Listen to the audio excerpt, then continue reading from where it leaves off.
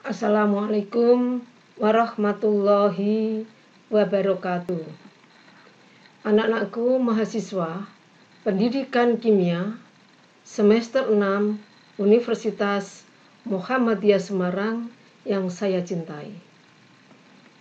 Kita bertemu kembali pada mata kuliah Kimia dalam Perspektif Islam atau Al-Islam dan Kemuhammadian yang ketiga. Kali ini kita akan berdiskusi dengan tema ilmu kimia dalam Al-Quran. Al-Quran itu berisi semuanya. Semua tertuang dan ada dalam Al-Quran. Karena Al-Quran adalah wahyu Allah yang diturunkan kepada Nabi besar Muhammad Sallallahu Alaihi Wasallam. Kali ini hanya 2 ayat yang saya sampaikan. Namun masih banyak lagi ayat-ayat yang bila kita teliti bisa kita baca untuk kita ketahui lebih detail lagi.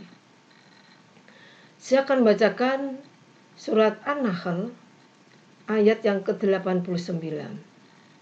A'udzubillahi minasyaitonirrajim. Wa yawma nab'atsu fi kulli ummatin syahidan 'alaihim min anfusihim wa ji'na bika syahidan 'ala haula'i wa nazzalna 'alaikal kitaba tibyanan likulli syai'in wa hudan wa rahmah wa rahmatan wa busra lil muslimin. Dan kami turunkan kepadamu Alkitab Al-Quran untuk menjelaskan segala sesuatu. Yang berikutnya kata kunyah, dan petunjuk serta rahmat bagi orang-orang yang berserah diri. Di sini ada beberapa yang saya beri garis warna yang berbeda. Jadi Al-Quran itu menjelaskan semuanya, segala sesuatu. Yang kedua menjadi petunjuk. Karena petunjuk maka di dalam ayat-ayat Al-Quran itu banyak yang bisa memberikan petunjuk kita. Bagaimana kita itu kalau seorang peneliti maka bagaimana kita bereksperimen yang benar. Bagaimana kita beribadah yang benar dan sebagainya. Serta rahmat bagi orang-orang yang berserah diri. Berserah diri ini ada 2 hal dimensi. Dimensi yang pertama adalah kita kembalikan segala yang sudah kita lakukan semaksimal mungkin itu kembali kepada Allah. Tapi yang kedua ada sebagai momentum kita untuk berevaluasi, melakukan evaluasi diri. Jadi senjata yang diberikan kepada manusia hidup di dunia itu adalah 2. Yang pertama adalah berdoa, yang pertama adalah berikhtiar dan kemudian dilengkapi dengan apa? Yakni berdoa. Hasil akhir berserah diri kepada Allah. Kemudian dalam surat Al-Isra ayat 9, Inna hadzal qur'ana yahdi lillati hiya aqwamu wa yubathirul mu'minina alladzina ya'maluna sholihati anna lahum ajran kabiro. Sesungguhnya Al-Quran ini memberikan petunjuk kepada jalan yang lebih lurus. Jadi Al-Quran inilah tempat kita untuk apa? Untuk mengkaji segala hal, mengetahui segala hal sebagai kita pedoman kita dalam bertingkah laku, bekerja, berkehidupan dan yang lain-lain. Jadi sangat luas cakupan yang ada dalam Al-Quran. Semua jenis ilmu. Semuanya ada dalam Al-Quran. Nah, sedikit saya perlu penjelas bahwa kalau Al-Quran itu sebagai petunjuk bagi manusia itu, maka ada beberapa hal yang kita hubungkan dengan mata kuliah ilmu kimia. Al-Quran diturunkan 15 abad tahun yang lalu kepada Nabi Muhammad sebagai wahyu dari Allah. Perlu kejelasan bahwa Al-Quran bukan buku ilmiah, namun mencakup penjelasan ilmiah dan dalam tautan keagamaan. Hal ini mengindikasikan bahwa yang apa saja yang dalam Al-Quran tidak ada satupun yang bertentangan dengan temuan-temuan ilmu modern. Hal itu sudah nyata kelihatan dan kita temukan dari berbagai keilmiahan dari ilmu yang terjadi, yang muncul itu. Robert Wilhelm, yang akhirnya beliau itu masuk Islam karena beliau itu baru tahu tentang masa iddah. Ternyata kenapa perempuan itu ada masa iddahnya. Dan ternyata setelah beliau teliti dan setelah beliau kaji, ternyata itu semuanya ada dalam Al-Quran. Nah, banyak fakta-fakta yang baru ditemukan di era abad 20 ini sebenarnya telah diungkit 15 tahun silam dalam Al-Quran. Ini menunjukkan bahwa Al-Quran merupakan salah satu bukti terpenting yang menegaskan keberadaan Allah Subhanahu wa Ta'ala. Saya tampilkan di sini ada beberapa ahli kimia yang sudah saya sebutkan sebelumnya. Ahli-ahli kimia ini hidup di abad 7 sampai abad 14. Temuan-temuannya sangat luar biasa. Dan semuanya itu diambilnya dari mana? Dari setelah membaca Al-Quran. Di dalam Al-Quran itu selalu ada banyak menuntut kita untuk berpikir. Afala ta'lamun, afala ta'qilun. Menuntut kita untuk berpikir. Nah, disinilah Al-Quran mendorong manusia untuk mencari rasa ingin tahunya itu agar muncul. Dan kemudian menelusuri dari berbagai ilmu yang ada, kemudian meneliti, melakukan kajian yang sangat mendalam. Sehingga banyak temuan-temuan di zaman itu yang abad 7 itu, dasar rujukannya adalah Al-Quran. Ilmu kimia dalam Al-Quran sangat banyak kita temukan. Pengetahuan kimia telah diungkapkan dalam Al-Quran sejak abad ke-6. Ilmu kimia, suatu ilmu yang menjelaskan struktur perubahan dari suatu objek yang diakibatkan oleh suatu reaksi. Sehingga hasil reaksi ini, maka itu pun muncul banyak kita aplikasikan dalam kehidupan keseharian. Bahkan beberapa orang sangat paham ketika belajar ilmu kimia, maka kita akan belajar atom, tentang unsur, tentang reaksi kimia, percampuran zat, dan lain-lain. Nah, kalau kita dalami lebih dalam, apa sih sebenarnya ilmu kimia itu? Ilmu kimia itu dari bahasa Arab kaimia atau seni transformasi. Jadi artinya saja memberikan suatu pemahaman bahwa seni transformasi. Maka memang belajar di kimia itu ada seni-seni yang sangat menarik yang kita rasa ingin tahu kita itu bisa kita dalami, bisa kita lihat dari reaksi-reaksi kimia, kemudian molekul-molekul yang terbentuk, reaksi-reaksi yang terjadi, dan itu akan ditransformasikan ke bentuk yang lain. Ketika reaksi A dan B terjadi, maka yang terjadi bukan A, bukan C, bukan A, atau bukan B, tapi bisa mungkin AB, mungkin C, atau yang lain-lain. Dan ini mengindikasikan bahwa itu ada transformasi ke bentuk yang lain. Nah, alkimia adalah ilmu yang mempelajari komposisi dan sifat zat atau materi dari skala yang sangat kecil atom hingga molekul dan perubahannya atau transformasinya serta interaksi untuk membentuk materi yang ditemukan dalam keseharian. Kehidupan kita tidak lepas dari apa itu yang disebut dengan kimia. Sehingga pemahaman kita tentang ilmu kimia itu adalah sangat luas. Ilmu kimia mempelajari pemahaman sifat dan interaksi atom individu dengan tujuan untuk menerapkan pengetahuan tersebut pada tingkat makroskopik. Ilmu kimia juga disebut ilmu pusat karena menghubungkan berbagai ilmu lain seperti fisika, ilmu bedah, nanoteknologi, biologi, farmasi, kedokteran, bioinformatika, dan yang lain-lain itu tidak lepas dari kimia. Kimia berhubungan dan interaksi materi yang dapat melibatkan dua zat atau antar materi dan energi serta aplikasinya.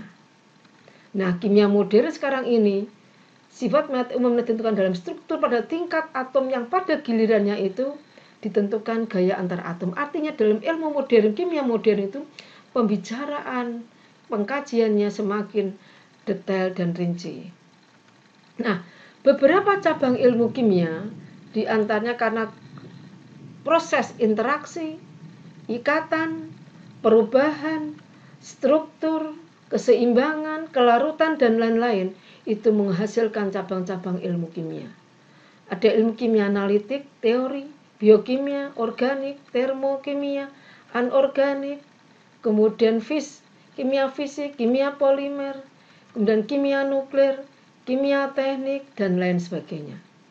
Akhirnya menghasilkan percabangan dari ilmu kimia. Kemudian juga kimia analitik, apa yang dibahas di situ? Analisis cuplikan bahan untuk memperoleh pemahaman tentang susunan kimia dan strukturnya. Biokimia, mempelajari senyawa kimia, reaksi kimia, dan interaksi yang terjadi dalam organisme hidup. Ada lagi kimia anorganik, mengkaji sifat-sifat dan reaksi senyawa anorganik. Kemudian kimia organik, mengkaji struktur, sifat, komposisi, mekanisme, dan reaksi senyawa organik. Segala senyawa yang berdasarkan rantai C. Kemudian ada kimia fisik, yakni mengkaji dasar fisik sistem dan proses kimia, khususnya energetika dan dinamika sistem. Ada termokimia, kinetika kimia, elektrokimia, mekanisme, statistika, spektrofotoskopi, dan lain-lain. Dan juga kimia teori lebih dasar menjelaskan tentang teori dasarnya. Nah, semuanya dan bahkan dari situ muncul cabang-cabang yang lebih detail lagi. Ada astrokimia, biologi molekuler, elektrokimia, farmakologi, fitokimia, genetika molekuler, dan lain-lain sebagainya. Masih banyak yang bisa kita pelajari dan kita pahami. Nah, sekarang adalah kita juga dari beberapa yang saya sampaikan tadi, bahwa kimia tidak lepas istilah-istilah berikut ini. Istilah atom, molekul, unsur, ion, senyawa, materi, zat, dan sebagainya. Semuanya ini istilah-istilah yang nanti akan kita bahas lebih detail lagi. Itu kita kaji dari ayat-ayat Al-Quran. Nah, sebelum masuk pada materi kelanjutannya, sedikit saya ingin menyampaikan pada bidang apa sebenarnya kimia itu, ilmu kimia itu ditemukan dalam Al-Quran atau ada dalam Al-Quran.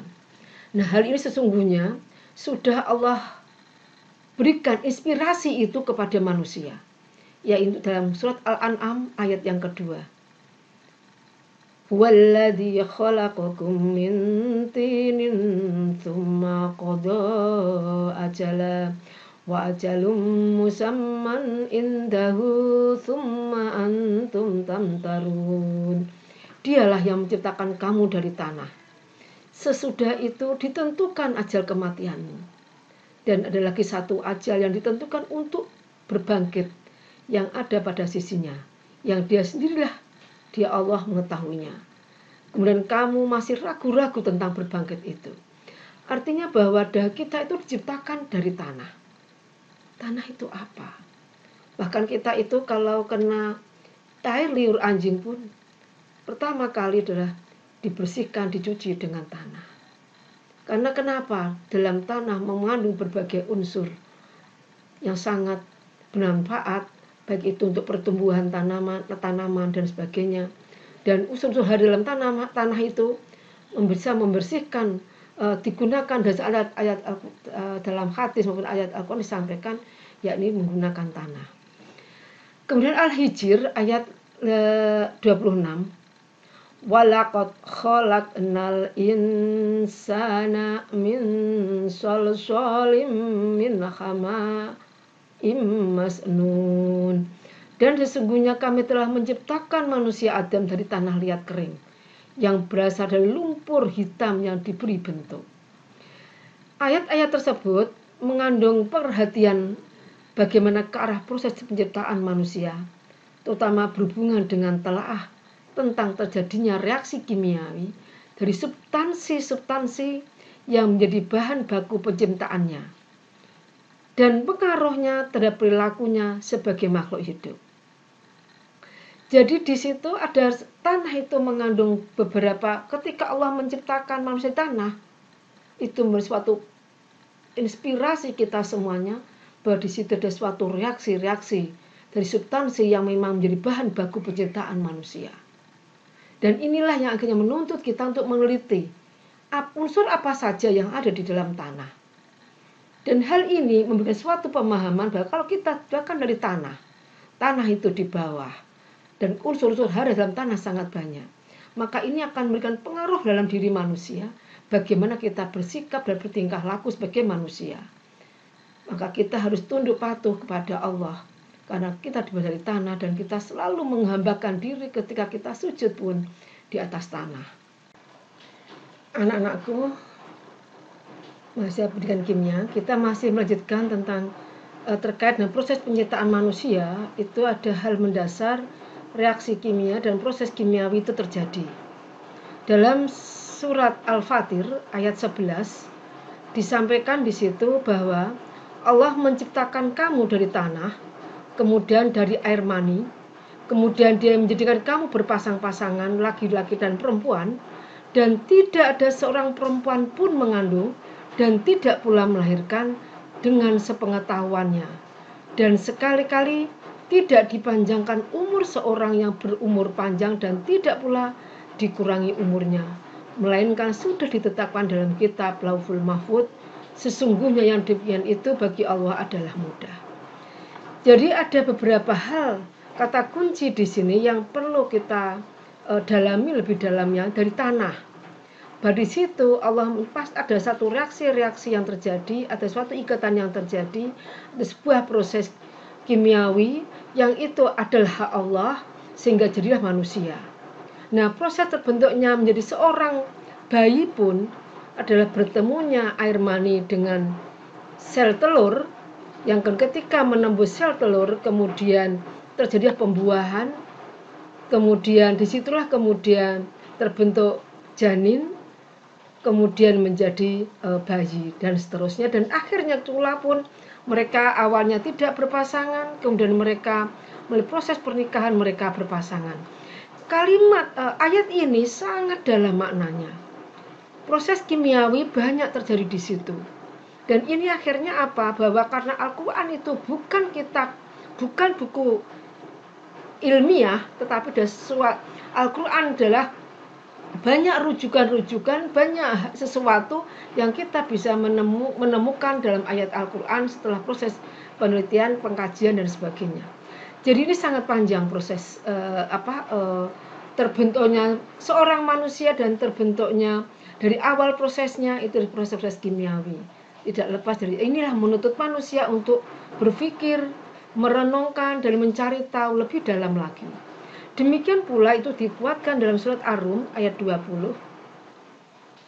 Wa min ayatihi an khalaqakum min turabin thumma idza antum basarun tantasirun. Dan di antara tanda-tanda kekuasaannya ialah Dia menciptakan kamu dari tanah, kemudian tiba-tiba kamu menjadi manusia yang berkembang biak. 4 ayat ini yang saya sampaikan itu dari sebagian ayat-ayat yang banyak yang kita temukan, yang untuk kita telaah, kita kaji lebih dalam lagi sehingga kita menemukan apa yang terkandung di situ sesungguhnya, sehingga hal ini menuntut manusia untuk melakukan penelitian, kemudian eksperimen dan lain sebagainya. Demikian anakku terkait dengan pada pertemuan ini yang bisa saya sampaikan, dan terima kasih atas pertemuan siang hari ini. Assalamualaikum warahmatullahi wabarakatuh.